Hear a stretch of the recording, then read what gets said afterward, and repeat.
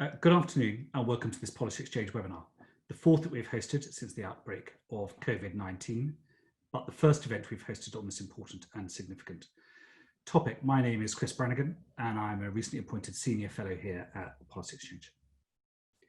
Today, the 19th of June, is the UN designated International Day for Ending of Sexual Violence and Conflict, and in this virtual conference environment, we're fortunate to have a very distinguished panel of commentators join us for this event in order to both raise awareness, highlight current issues, and make recommendations for future action in order to put new impetus into the United Kingdom's leading role within this global initiative. Britain has, since 2009, when the UN mandate to end sexual violence and conflict was established, taken a leading role in galvanising actions and initiatives toward bringing about the changes necessary to eradicate sexual violence and conflict. The last major international conference was held here in London in 2014 by the then Foreign Secretary, William Hague, who I'm pleased to say is with us here today, and the Special Envoy for the UN Commissioner for Refugees, Angelina Jolie, who I'm sorry to have to disappoint some of you, is unable to make an appearance this afternoon. Today, tackling this issue remains a priority for the UK government, and the planned International Conference of World Leaders, due to have taken place in London in November this year, was to be themed as Time for Justice, Putting Survivors First. A global call to action to strengthen justice for survivors and to hold perpetrators to account, to address the stigma endured by survivors and to strengthen efforts to prevent sexual violence and conflict.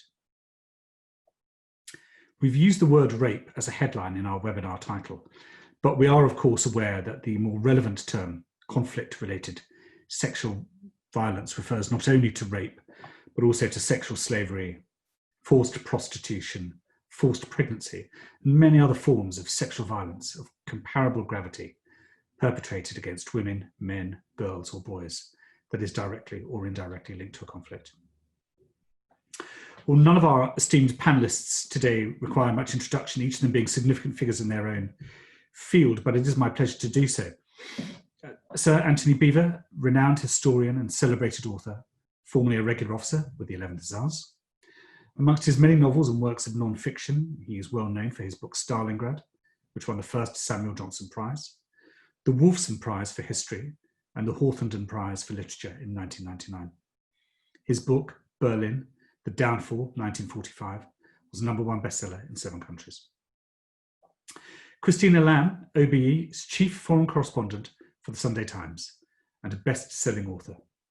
She's won 14 major awards, including 5 times being named Foreign Correspondent of the Year, and has been awarded Europe's top war reporting prize, the Prix Bayeux. Her book, Our Bodies, Their Battlefield, What War Does to Women, published earlier this year to significant acclaim, and in some ways, part of our stimulus to host this event today is best described by one reviewer as a wake-up call to the magnitude and horrors of rape in war, the world's most neglected war crime. These women's stories will make you weep and then rage at the world's indifference. The Right Honourable Lord Hague of Richmond, a frequent contributor, we're pleased to say, at Policy Exchange, served as a Member of Parliament for Richmond, North Yorkshire from 1989 to 2015. He was leader of the Conservative Party from 1997 to 2001, and he served as First Secretary of State from 2010 to 2016, Foreign Secretary from 2010 to 2014, and leader of the House of Commons 2014 to 2015. In 2012, Lord Hague launched the Preventing Sexual Violence Initiative, along with the then UN High Commissioner for Refugees, Angelina Jolie. And finally, my colleague Julie Marionneau is a research fellow working for the Judicial Power Project here at Policy Exchange. A former major and legal advisor in the French Air Force, where she specialised in the law of armed conflict, operational law, and air law. She has also contributed her expertise to the UN Secretariat in New York, NATO Joint Force Command, Air Defence Operational Command in France, and General Secretariat for National Defence and Security, the Prime Minister in Paris. Welcome to you all this afternoon. Sir Antony, may I invite you to lead our discussion by describing for us the historical context of rape as a weapon? Indeed, Chris, thank you very much. I am at the moment working on the Russian Civil War. And last week I came across a couple of relevant quotes from a Russian archive in New York. The first reflects the old idea that rape in war was seen as little more than an extension of looting. A commissar with the Red Army in 1920 says to a newly arrived officer that he will find that almost all his men go looting for pigs, chickens, or girls. So no differentiation between the two crimes, and at the same time, a significant example of dehumanization. The second was a confession by a 19-year-old cavalry ensign with the Whites, who was persuaded by fellow officers to come looting with them. The barefaced robbery by men who spoke of their honor as an officer disgusted him. But then he admitted, "Another bad feeling invaded me. Little by little, a drunkenness of absolute power. These terrified people were at your mercy. You could do with them whatever you wanted." One can argue over whether rape in war is more about power than sex, which is more or less the feminist viewpoint. In fact, you could go on to ask even more disturbingly, to what degree does the exercise of power become an aphrodisiac for some men or even many men? Feminists view rape as being no more, or has been much more to do with violence than with sex. And that is quite naturally the survivor's point of view. But that does not necessarily explain the mentality of the perpetrator. What I'm leading up to is a brief attempt to re-examine the oft-used term of rape is a weapon of war. It is a sweeping generalization, which is certainly true in a number of historical and recent cases, yet it is far from universally true. There is surely a marked difference between mass rape as a deliberate weapon of terror, ordered or encouraged from above, and mass opportunistic rape due to letting soldiers or militiamen off any disciplinary leash. There are a number of clear examples of rape used to instill mass terror. In the Spanish Civil War, officers in Franco's Army of Africa during their advance on Madrid in the late summer and early autumn of 1936 urged their Moroccan troops to rape and even mutilate the wives and daughters of peasants and workers. This was a deliberate policy of conspicuous cruelty to panic the Republican militias into fleeing. The crucial factor, surely, is whether rape is encouraged from above. As Christina Lamb shows in her very important book, Our Bodies, Their Battlefield, this was also true of the Myanmar army attacking the Rohingya, the Pakistan army attacking Bangladeshi women during their struggle for independence, and rape during the Rwanda genocide. In the Sino-Japanese War, the Imperial Japanese Army used rape and the mass bayoneting of prisoners as an act of terror during the rape of Nanjing in December 1937. But the Japanese Army also organized the perpetual rape of so-called comfort women imprisoned in military brothels. It also believed in the gang rape of enemy civilians as a form of reward and even comradeship bonding for their men. So rape can be both a weapon of terror and also opportunistic in the same conflict. The definition of rape or sexual violence as a weapon of war cannot be applied uniquely, even to the greatest example of all, the mass rapes in 1945 by soldiers of the Red Army, violating an estimated 2 million German women, tens of thousands of Hungarian women, and even those women of supposedly allied nations such as Poles and Serbs. It is true that the Soviet Union in 1942 indulged in violation propaganda by equating the Nazi invasion to the rape of the motherland and urging Red Army soldiers to kill Germans who might rape their sisters or girlfriends. And then there was some subliminal propaganda with the writings of Ilya Ehrenberg, who described Germany as the blonde witch when urging revenge. On the other hand, when Milovan Djilas, a Yugoslav communist, complained about communist women partisans being raped by the Red Army, Stalin is supposed to have replied, "Why shouldn't the boys have some fun?" Some commanders, such as Marshal Rokossovsky, tried to stop the mass rapes. Others did nothing. In January 1945, when preparing for the assault on East Prussia, Red Army commissars exhorted the soldiers to exact revenge with noble fury. Rape was never mentioned, but ignoble rape of the most violent and savage form was the result, with even very young girls and grandmothers serving as punch bags for all the accumulated anger and bitterness. Only on the 14th of April, 1945, just before the monster attack on Berlin with 1.5 million men, did Stalin attempt to rein them in. He had finally realized that the mass rapes were in fact strengthening German resistance rather than weakening it. But even with the new party line, little changed. You cannot transform an army's culture overnight. In fact, by the time the Red Army reached the center of Berlin, nearly 4 months after the terrifying onslaught on East Prussia, Soviet soldiers were no longer raping indiscriminately out of fury.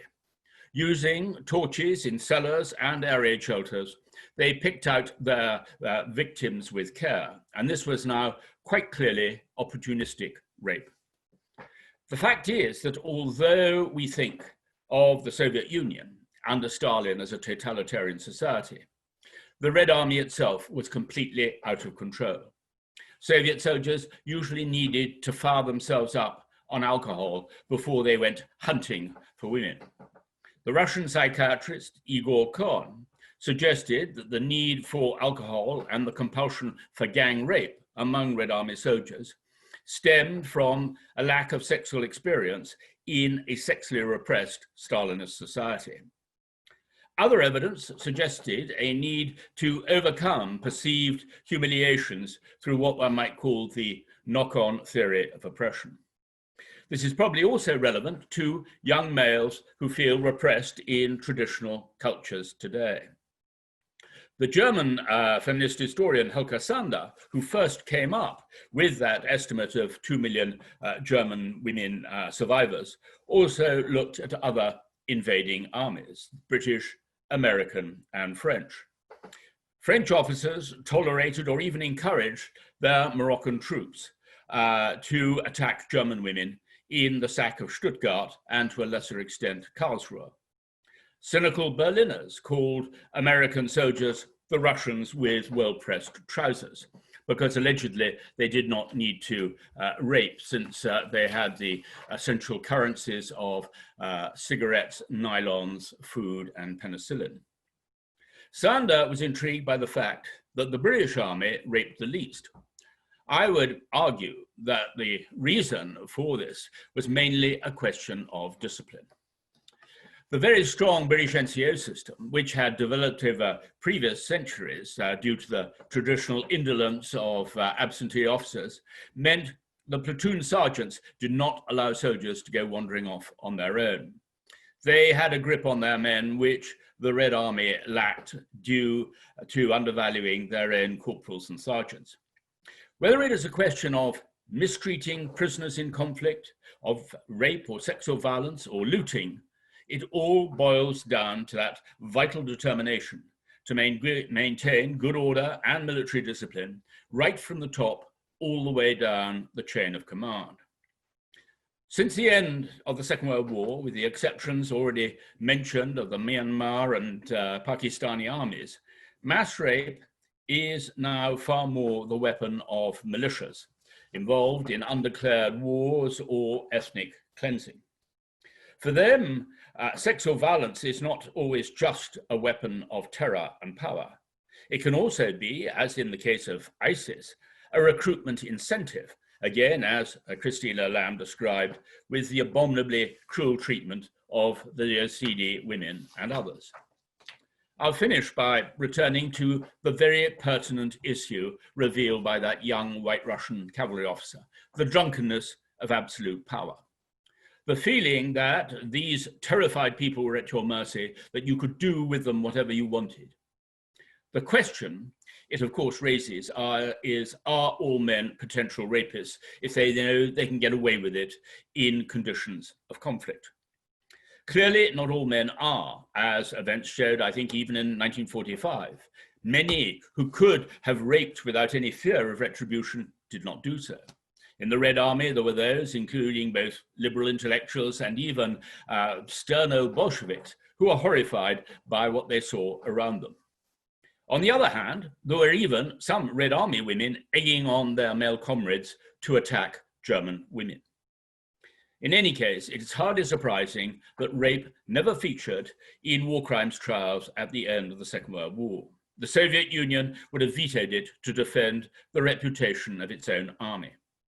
Their victory over the fascist beast was sacred, and nothing could be allowed to cast a shadow on that. We can learn much from that period about man's inhumanity to women, but perhaps an important lesson is to avoid trying to generalize or impose an ideological grid on the subject. Thank you very much. So Antony, thank you for that extraordinary review of the historical context in which rape has been perceived in the past. I'd like to obviously move on now to Christina Lamb. Christina, your book, Extraordinary, one of the most extraordinary books I think that anyone will have read this year, and which has reintroduced and reinvigorated discussion around this extraordinary topic. And before I move on to it, I'm conscious that some of our audio is not as consistent as it might be. Please stick with it. We're working on the sort of technical aspects at the back. And for those of you who are listening and are having questions coming to your mind as we progress through, don't forget to raise your hand on the attendee button and then highlight the question you might ask when we come to that next stage. Christina, over to you.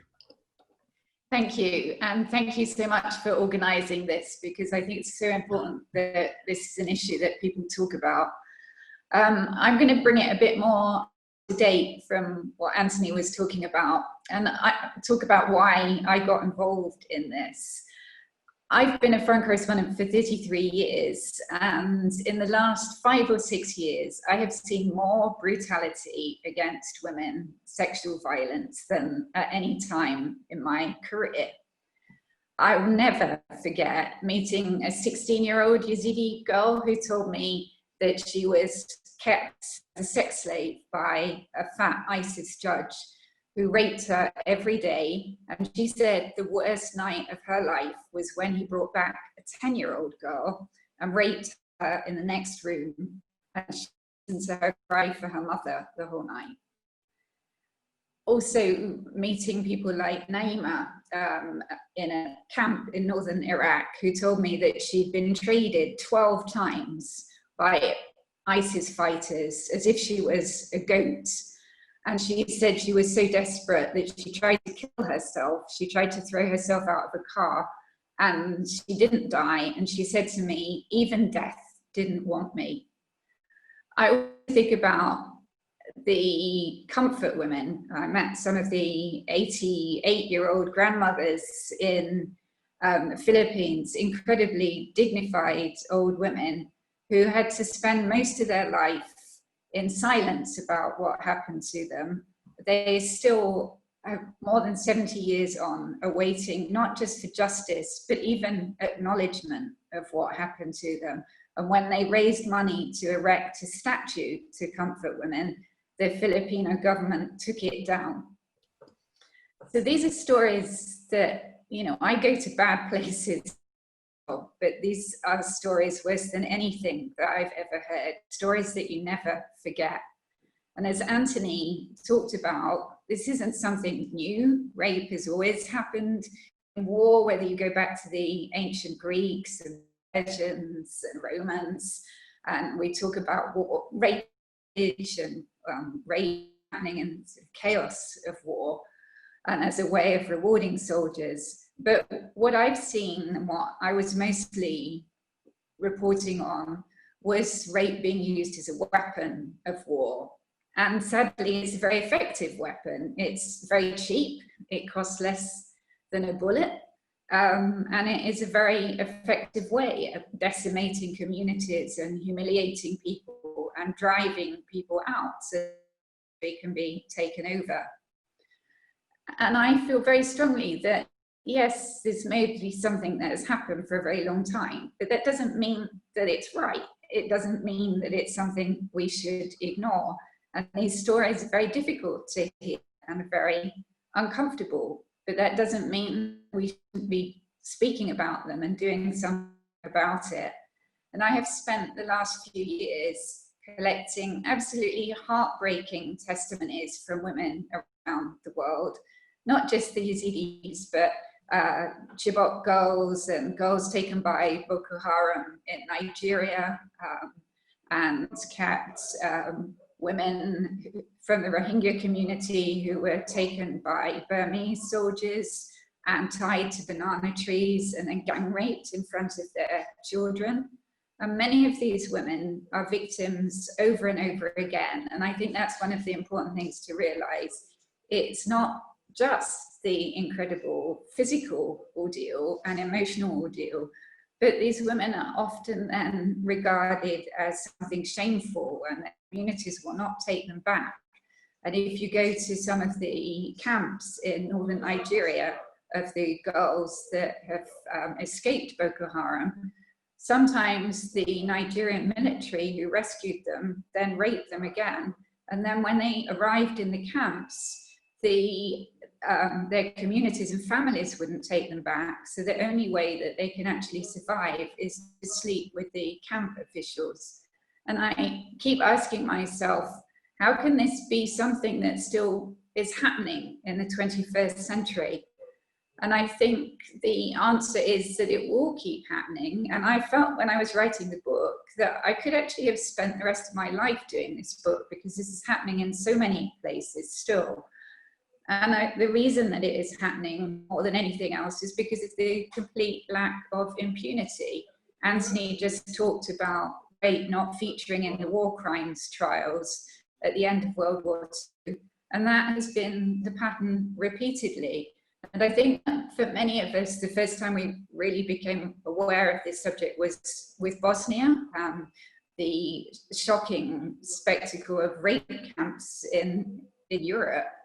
And there was rightly lots of international outrage, and an international tribunal set up, and a huge manhunt for the war criminals. But actually very few people were brought to justice for sexual violence.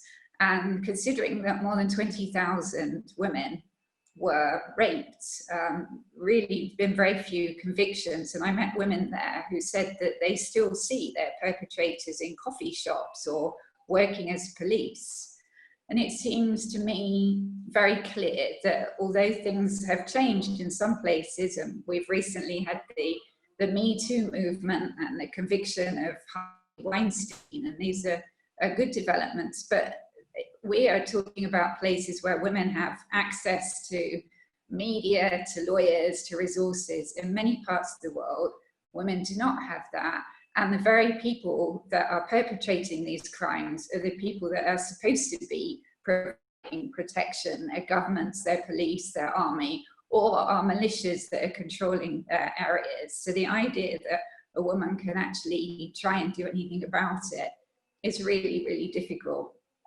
And I mean, it's so prevalent that in my book, I talk about cases on 4 different continents.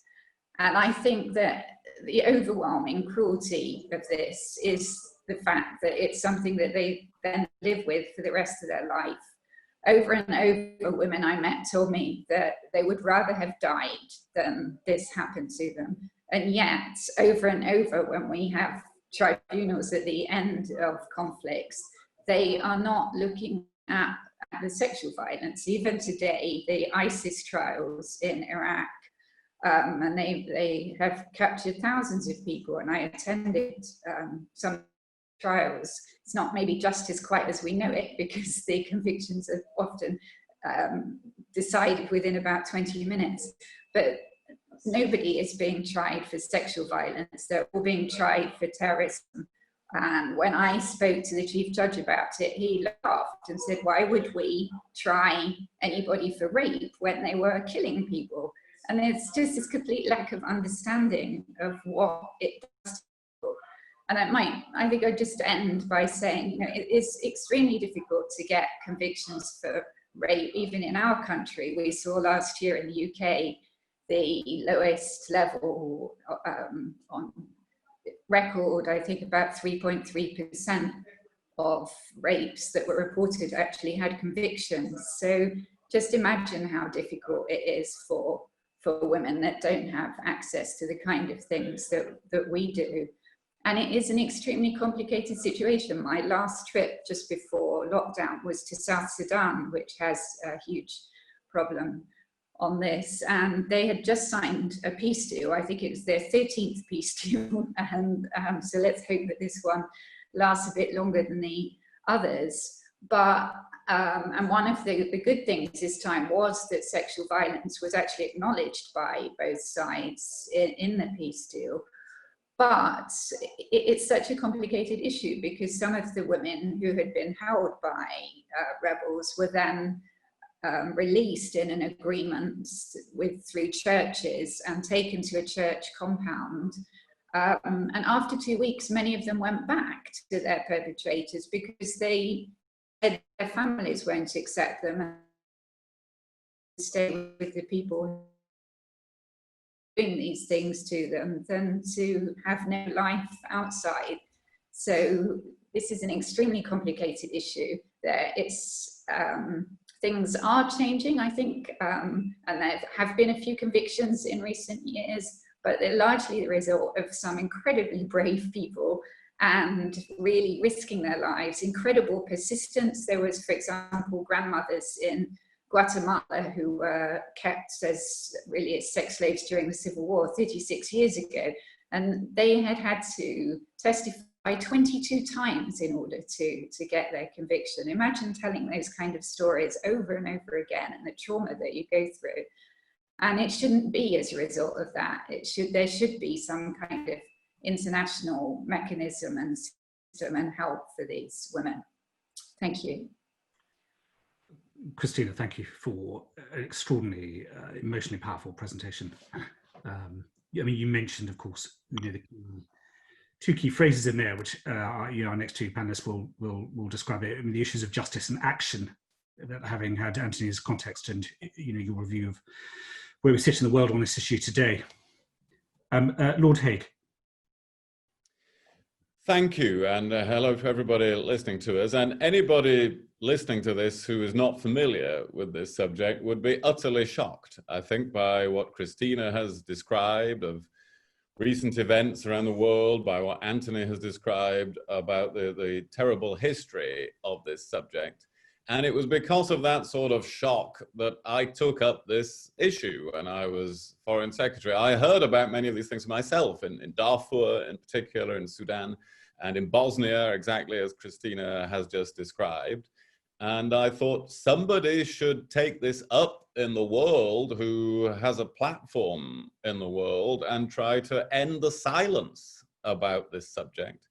And so that's what I endeavored to do in launching with Angelina Jolie in 2012, the Preventing Sexual Violence Initiative.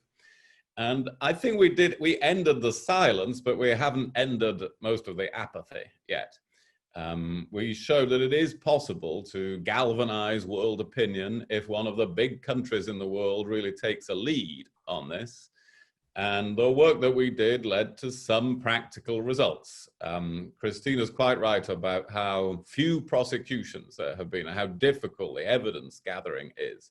But we created an international protocol on the documentation and investigation of crimes that has helped with some prosecutions, been translated into many languages. We achieved some changes of military doctrine and training in some countries. And made some progress with these measures, and a declaration by 156 countries, 3/4 of the United Nations, that they would join in this work. Now, we've faced formidable obstacles. Action on this faces great obstacles. One of them is exactly what Antony described about Nuremberg. Some countries don't want to sign up to these things because they might find that it's a way of prosecuting their own troops. And that's why only 3/4 of the United Nations signs up to these commitments. Another problem is just a sense that it's hopeless, that it's there forever in history and always will be. It's a worthy cause, but you can't really do anything about it. So we always have to show it is possible to make progress and succeed. Another big problem among male leaders, I have to say, in the world is that it's kind of parked as a women's issue in many of their minds. And they find it a bit surprising when a male leader takes it up.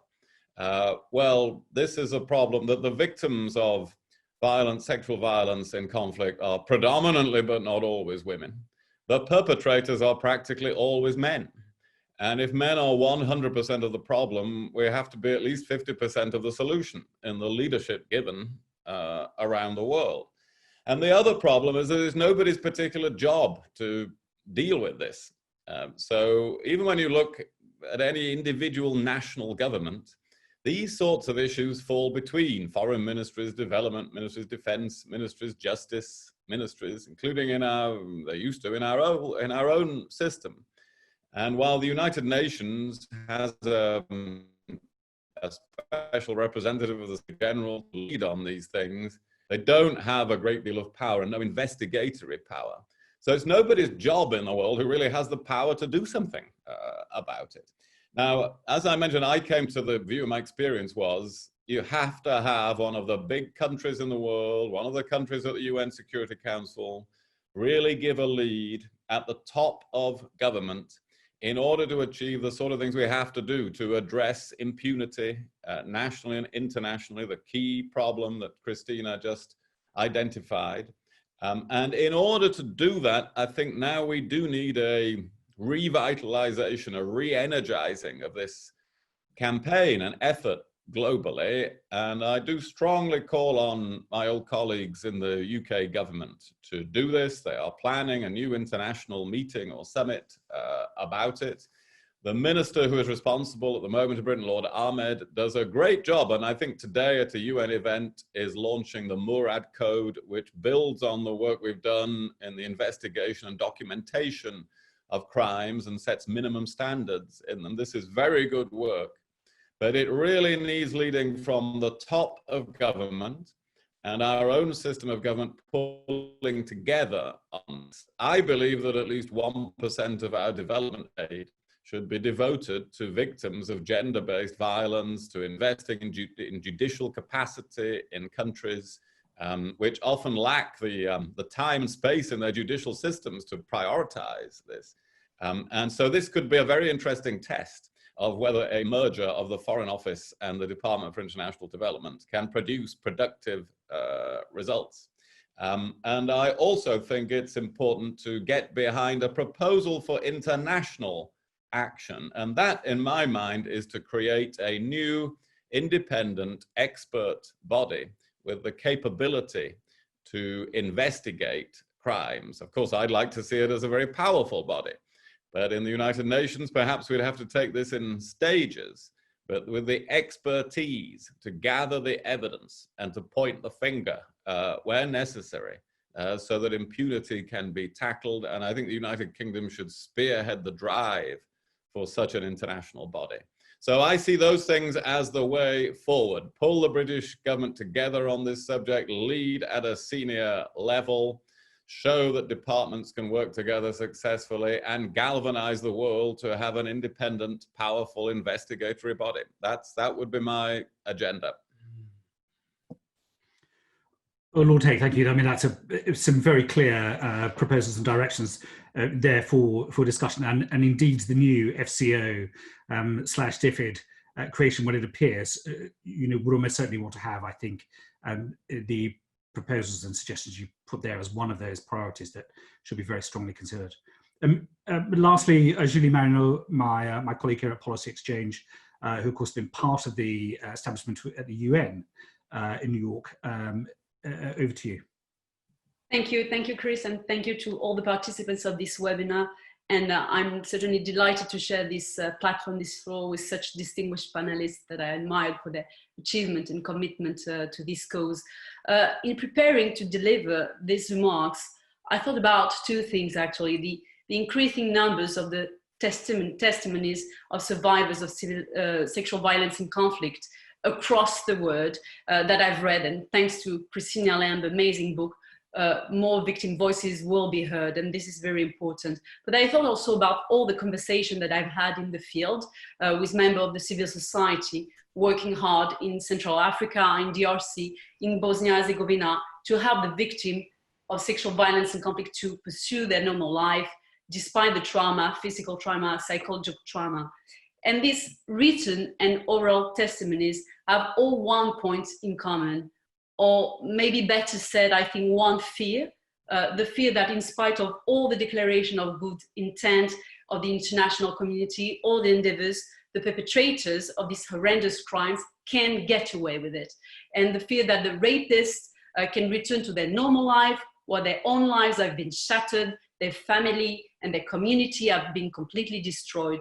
So perhaps also the most shocking part of this first observation of this fear is that this fear is not even stuck in the past, is not even linked to what they've endured, to the pain, to the atrocity committed, but it is very much linked to the present and the shared feeling within the community that the perpetrators are above the law, that the culture of impunity will continue to prevail.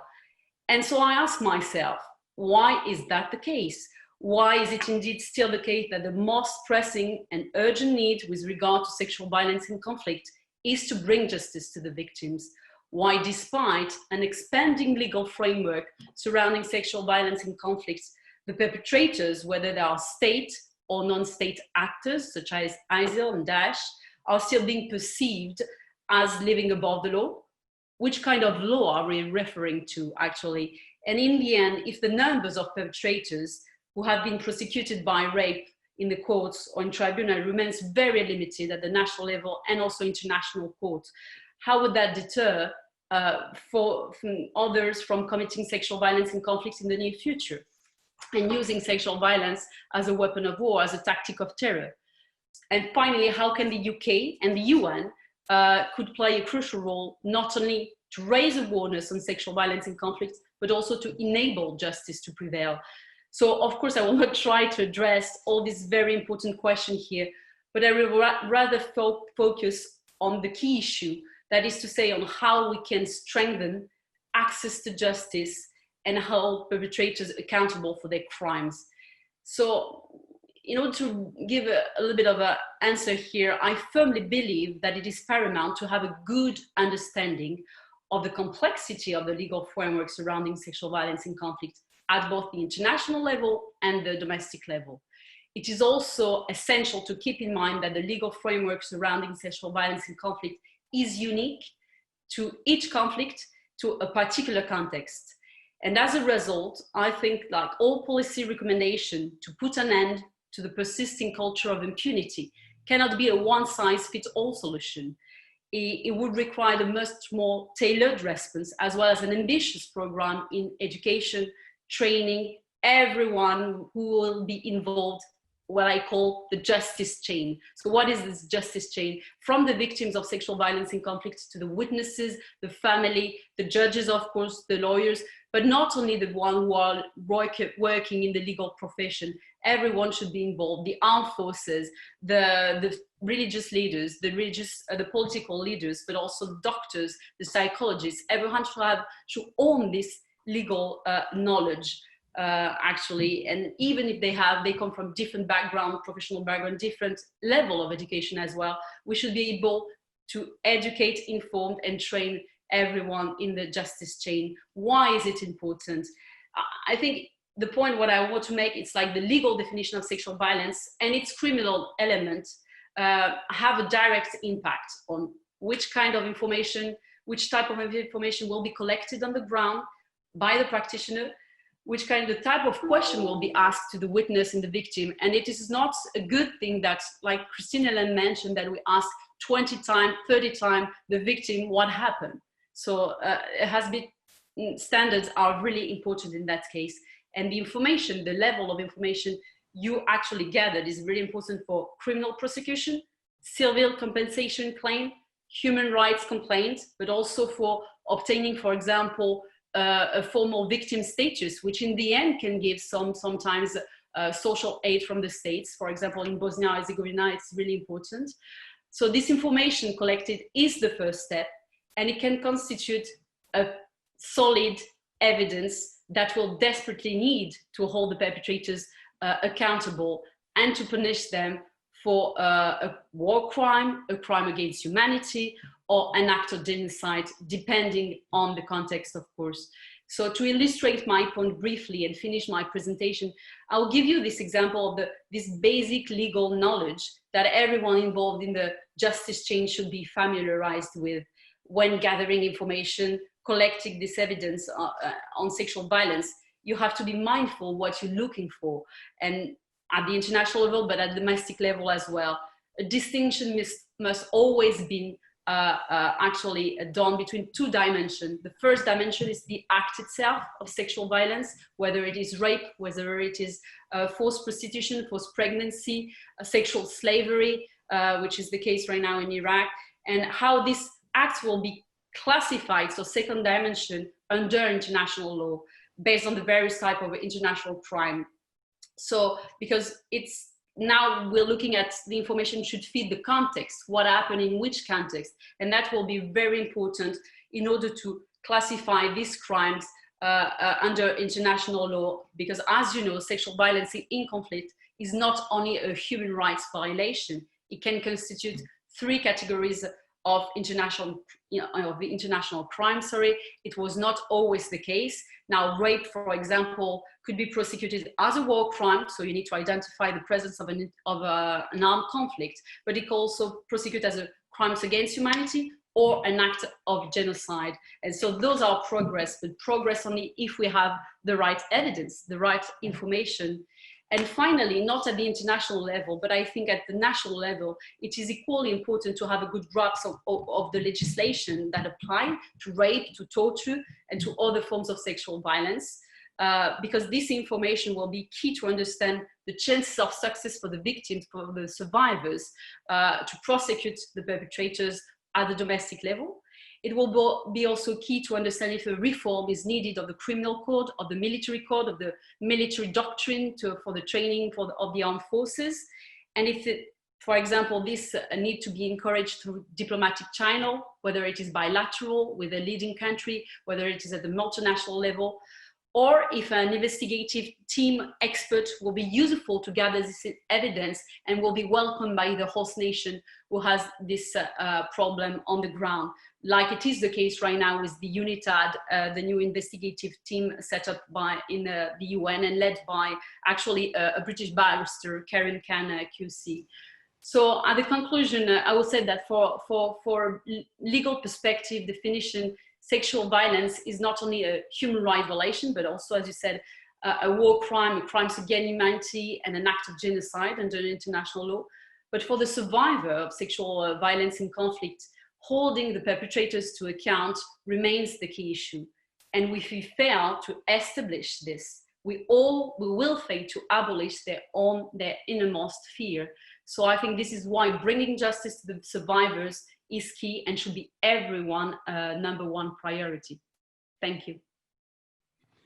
Julie, thank you very much for concluding those contributions from the panelists today. We will move on to questions. We have about 25 minutes available still on the webinar to ask questions. The usual house rules within Policy Exchange, for those of you who are less familiar with them: no question too outrageous. You just state your name and your organisation before you ask whilst you ask the question.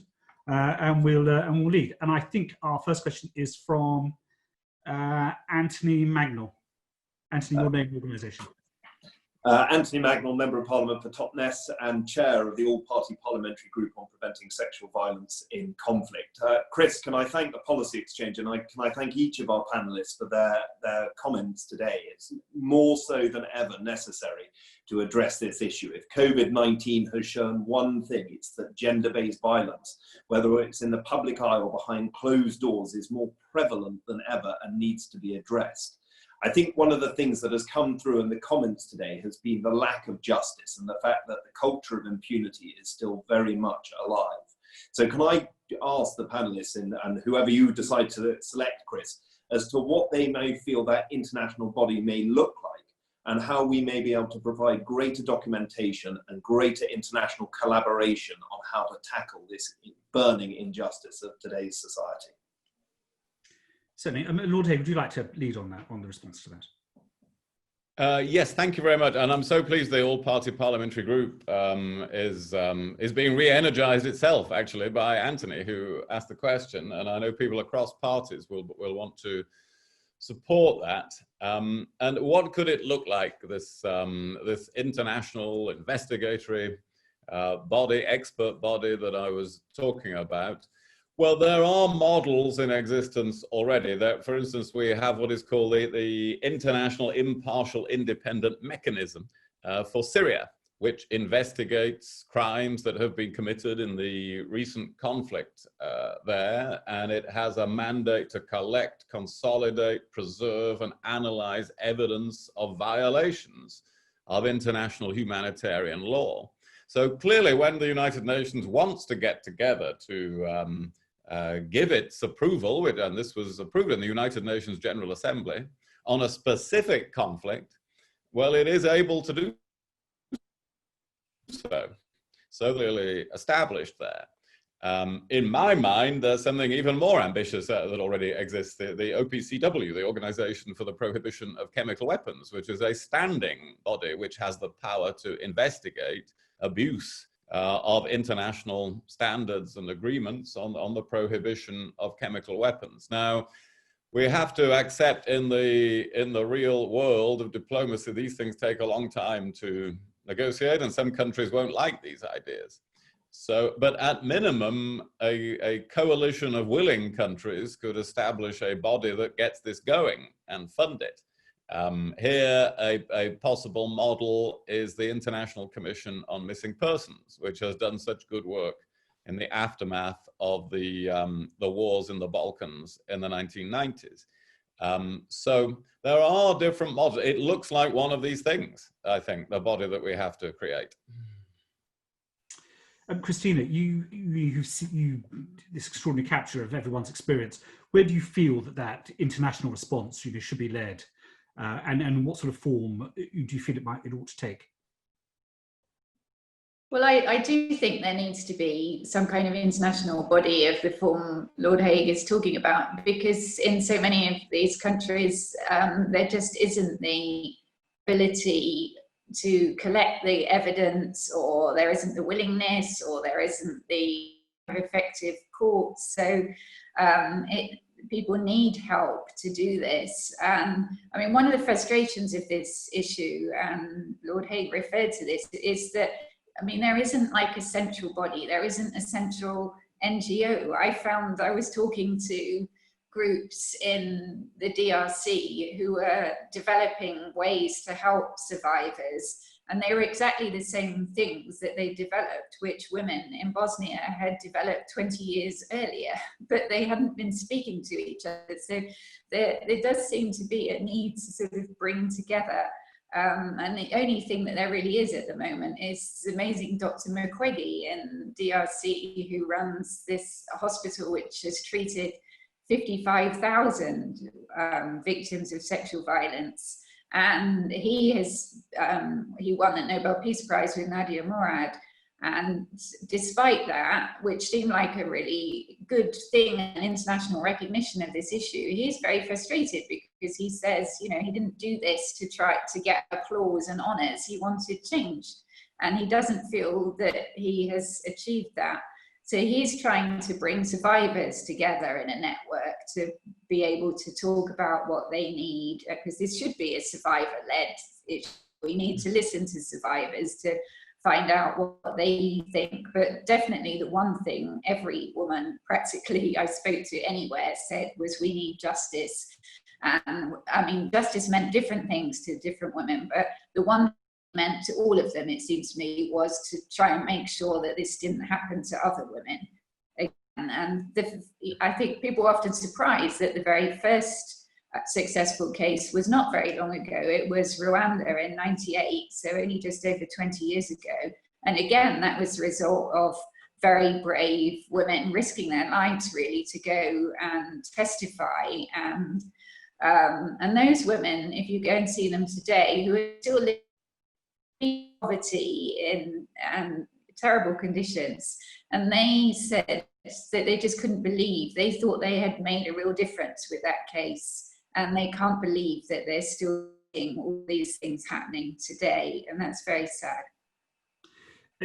So, Antony, do you feel that on the the historical context of this, the broadening of this issue, that the historical context, in some ways, acts as a limit, or is there a precedent following Nuremberg, for example, that demonstrates how we can take international action to create this degree of justice? I particularly think on Christina's point about having survivors' voices, maybe how we take this forward. But do you think there's a historical background to this that provides a way that we can effectively do this as we've done in the past? Well, you rightly mentioned Nuremberg, and the emphasis actually should also be on the leaders. Unless there can be added to the various elements of the law which have already been mentioned by Julie and so forth, there should be something which actually targets incitement to sexual violence in conflict. I mean, I think this is absolutely essential, whether spoken word, whether by social media, whatever it might be. That is something which also should be brought in, if you like, into the whole range of international legislation, so that the leaders who can try to get away with it afterwards, so I simply saying, well, it was just rhetoric, nobody would take it seriously, they have to be made to recognize that words can kill and maim. Julie, on the issues of survivors' voices being heard within that legal process, I mean, it is part of the theme that had been laid out for November's conference, now postponed. We will assume until next year. I mean, how do you see that being incorporated into the justice solution that would be required? Well, I think, like Lord Hague said, it is paramount to have a good process and a good maybe expertise for investigate, but also document. And so much have been done as well with the international protocol. But like, even if it's not a legal binding, document, it gives a lot of information, a lot of good guidelines to all the countries. But someone has to take the lead. I think, a country or well-minded country together to push the good initiatives and to have what also Christina mentioned, a victim-centered approach, because the good idea comes from the ground, but they lack the method. They lack how to standardize, for example, I'll give you a concrete example, an incident report form. You should have the same way, the same form for everyone to fill in, so the evidence doesn't get lost. It's trivial, to talk about this, but in the end, that's what happened when it comes to the tribunals. And then if you don't have the right evidence, the right forensic, the prosecution will not go anywhere and will still in this culture of impunity. Understood. Thank you. Let's move on to our next question. We've got a question from David Neal. David, your name and organisation. Hello, my name is David Neal. I'm a retired brigadier. Until last year, I was the head of the Royal Military Police. Particularly interesting, the last point there by Julie about the very small steps that need to be taken to record and investigate alleged offences. We did very modest progress in the military police. We educated all our regular and reservist personnel to conduct investigations if they were required to do so. We were able to roll some of it out over NATO as well. So we did modest improvements, but we have tried to take this forward. My question is on the role of the military police in investigating allegations of rape that take place in war zones. Generally, there would be no mandate to conduct the investigations, but often there is an absence of any legitimate local police. NGOs are often spread thinly on the ground, and any international efforts to bring in civilian police are some way away. Is this something that could be considered as a task line for our military when we deploy overseas? Julie, I think you probably got the most experience of that from the French perspective. Would you like to lead on that? Well, thank you. Well, the question of involving, if I understand correctly, the military police, I think in the investigation task is interesting, and at the same time is quite tricky, because when we talk about sexual violence in conflict, there is also One part, which is, we didn't mention it today, but it's sexual exploitation and abuse by sometimes UN peacekeepers or, you know, staff, NGOs. And this, I think this part, for example, of crimes should not be investigated by military police, because it will be a little bit like military investigated on military people, so not quite independent. But for the rest, I think, yes, we should take the expertise where it is and train the people, educate and standardize the procedures, so we all on the same page and we gathered the right evidence on the act, as I said, on the dimension, but also on the context, which will be key to prosecute on war crimes, crimes against humanity, or acts of genocide. Lord Hague. Well, if we had an international body, anything like of the kind that I was calling for, of course, it would be able to mandate international forces to gather evidence. But there's no substitute for building local capacity. And I think that's why this is a very important part of future development aid. It's a very serious problem in many developing countries in tackling a whole range of problems, the lack of judicial capacity, the long delays in bringing cases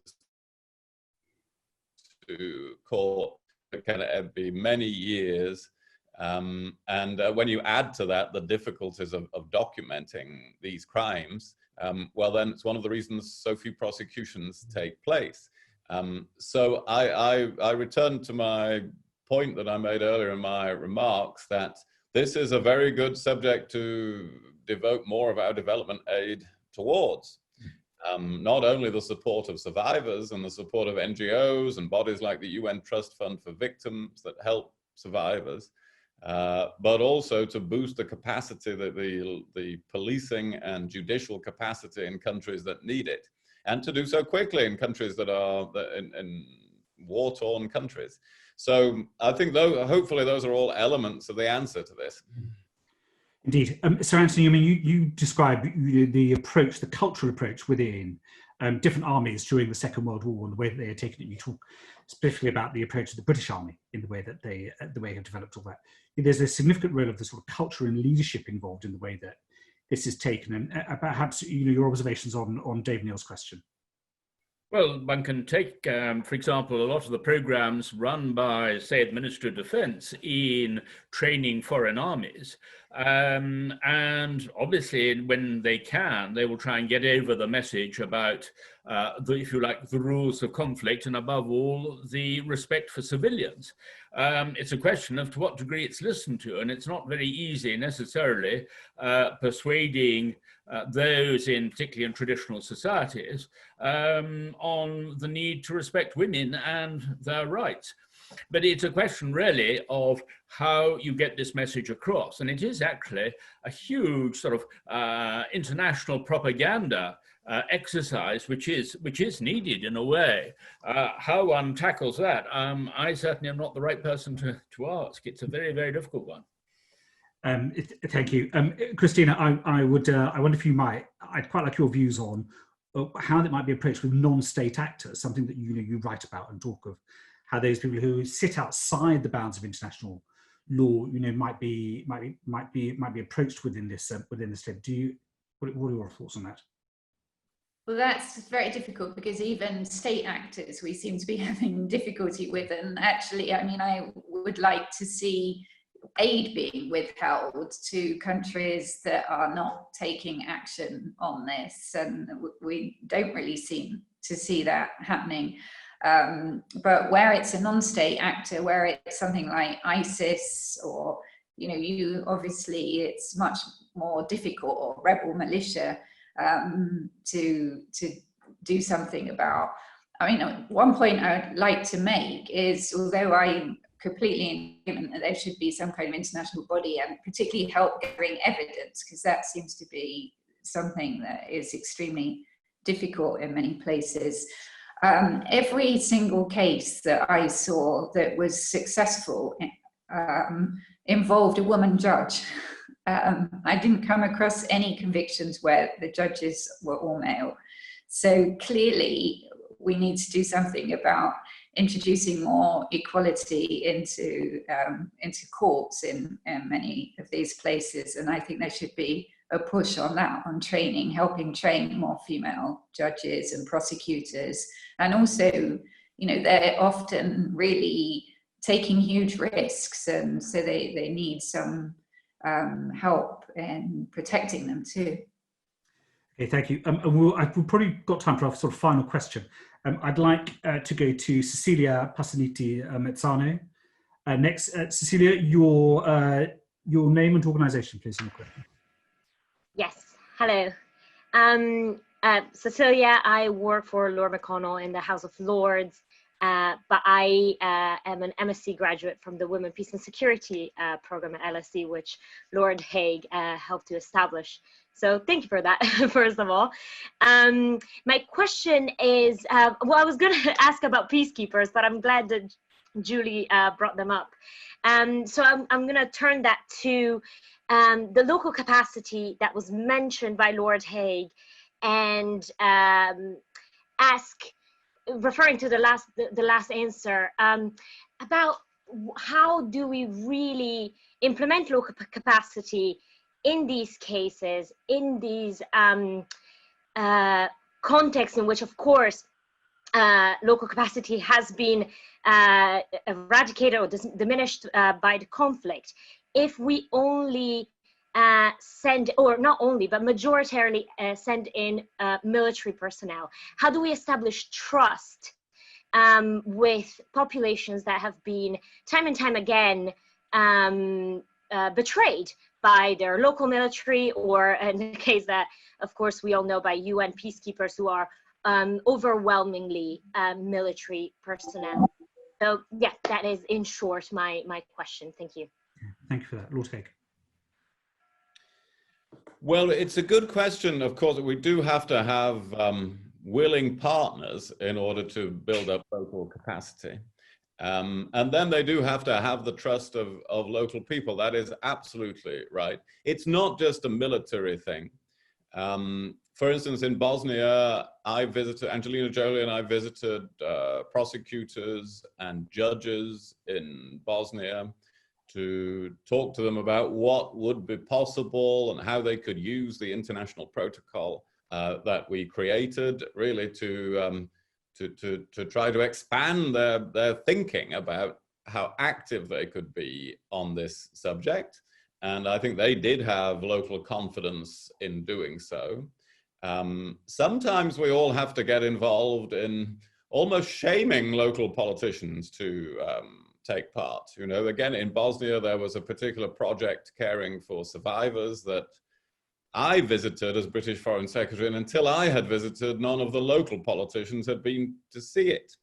But once I'd been as a visiting foreign secretary, it got more attention, and the local politicians wanted to be associated with it.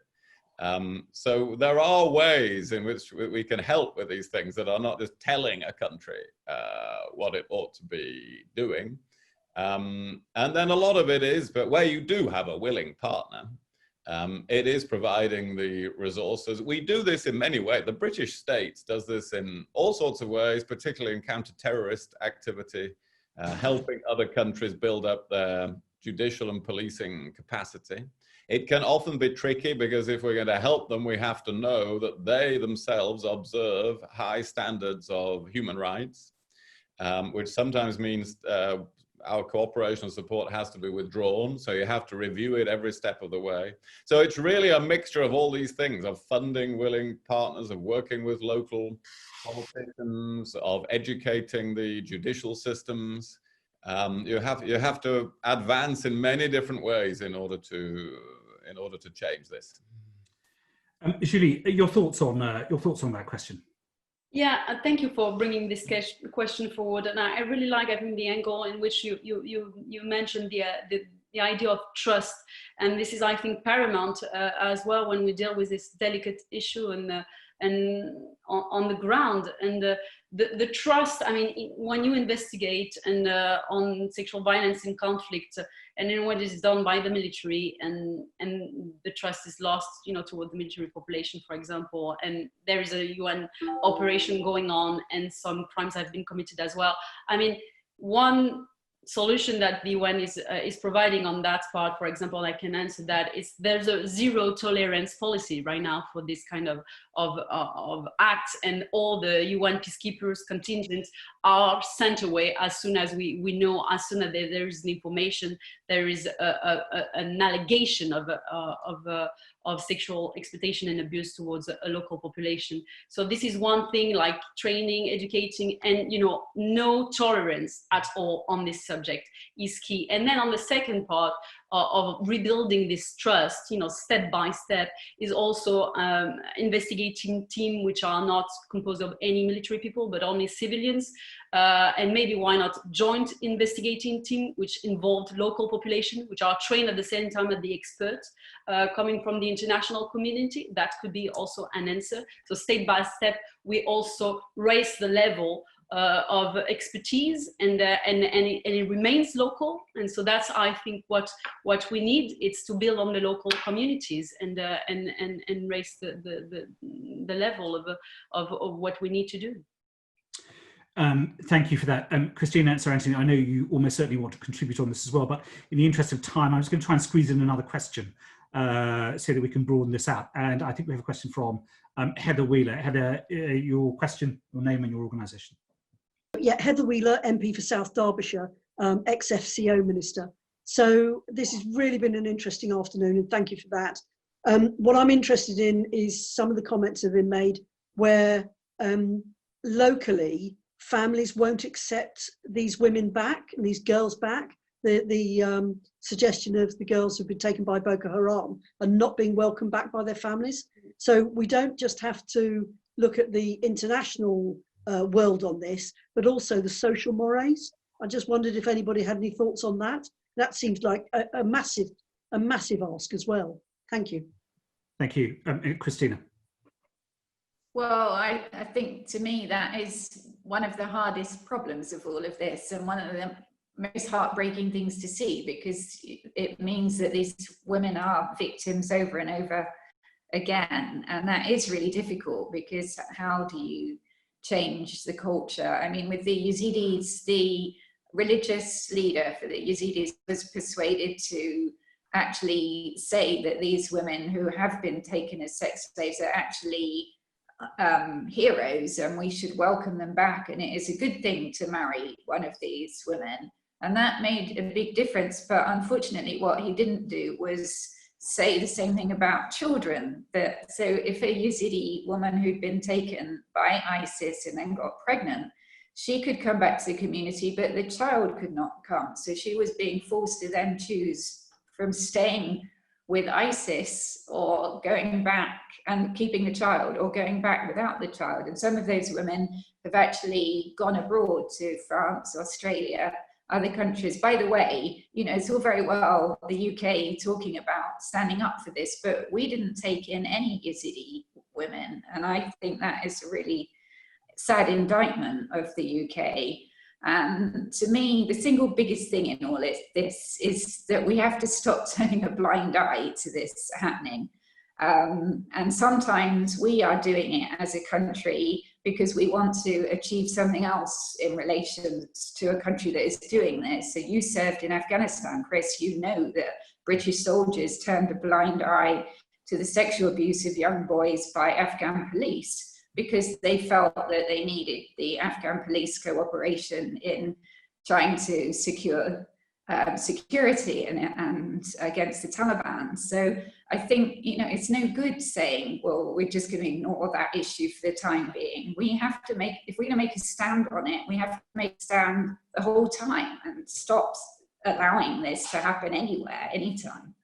I think that's that point about having to make a stand all the time on this. You know, the standards by which we're prepared to let things happen, whether you stand by or intervene, is an extraordinarily important part of how we take our role. Lord Hague, your thoughts on that particular piece of, you know, how do we incorporate? I'm particularly looking towards the international conference for next year, if that's when it's going to go ahead, about introducing survivors' voice much more strongly into that concept of how we bring about justice. Yes, the point that Heather raises is like all the ones we've discussed this afternoon is an extremely important one. Stigma is one of the principal issues here, and Christina's given some very important examples of it. Having the voice of survivors clearly heard is an important part of the answer, I think. And when we had the Global Summit in 2014, we made sure there were many hundreds of survivors who were able to attend, who were able to give speeches, hold seminars, and that really is part of helping to change attitudes on this. I also think that getting the whole world talking about it is also part of the answer. I referred earlier to ending the silence on these issues, and I agree, ending the silence on uncomfortable issues for the UK and other countries, just as Christina has mentioned. That's part of the answer to stigma, and a final part is the role of religious leaders, as we just heard about in relation to the Yazidis. They've got a really big part to play, and I hope that as part of the forthcoming international meeting, there could be a meeting alongside it of religious leaders to confront this issue. Thank you for that. In the interest of time, I've had a quick word with the technical director, and I think we can fit another question in, which I'm pleased to know. I think we've got a question from Oliver Phelan. Oliver, your name and organisation, please. Question. Hi there, my name is Ollie Phelan, working at the International Rescue Committee.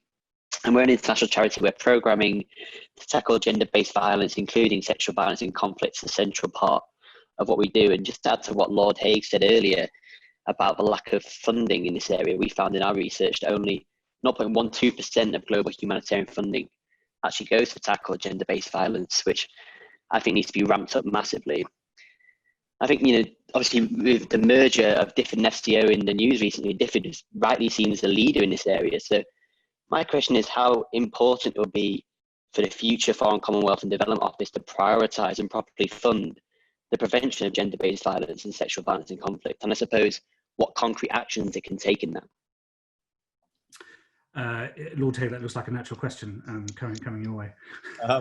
Well, yes, I've been talking a lot, so very briefly, yes, I completely agree. I think that the UK figure is something like 0.3% of our development aid. Of course, you can define this in different ways, but it's something like that that goes to projects of the sort we're talking about here. I personally think there should be a 1% minimum. Now, there's no magic to 1%. I just think it should be a higher priority than it is in our development aid, particularly as so much can be achieved with relatively small amounts of money. If an organization like Oliver's is funded twice as well, then it makes an enormous impact on what is happening. If the work of Dr. McQuaggy that we heard about earlier in the DRC is funded 3 times as well, imagine the number of people that he could reach. So I do think that it's 1%. I would like to see a 1% minimum. And when this new department is formed, I'm going to be beating a path to the door of the Foreign Secretary to say that's what I think should happen. Christina, you talked about the Boko Haram experience and the Chibok girls. Do you think that there is a particular application that the United Kingdom could apply in that case in Nigeria, for example, as well as other states where this has happened? Yeah, I mean that is a particularly complicated case, I think, because it's also really difficult even to get access to the camps. And actually, one issue here we haven't really talked about, but it doesn't get a lot of media coverage generally. I mean, the Yazidis did, and that's why I think that's so outrageous that they did tell their stories. It was it's really, really difficult for women to recount these ordeals. And they did, and yet nothing happened, and they feel very, very upset about that, rightly so. In Nigeria, they've had much less access to be able to tell what happened to them. But one of the problems actually is that the NGOs who are working in the camps do not want to help journalists have access to these women because they're fearful that then the Nigerian government will cut off their access to the camps. So there's a lot of kind of complicated issues here, and a lot of people kind of weighing up different interests. And so I just think that we need to, it does need to come from on high, really, and what Lord Hague was doing as a minister. I would like to see the UK doing that. It's a shame to me that the department has been cut back so much that he set up. Unless somebody carries on at that kind of level, I don't think we can make the difference that we need to. I think it's almost certainly one of those. It's going to be a very good example of how that combined and integrated action should work within two new departments to, again, put Britain's leading role in this back and to put some impetus back into, the initiative that Lord Hague had initially set up. Sir Antony, do you think that, given our historical approach toward the creation of justice and how we dealt with that, how Britain took a leading role historically, that there's some responsibility upon us now to continue to lead into the future?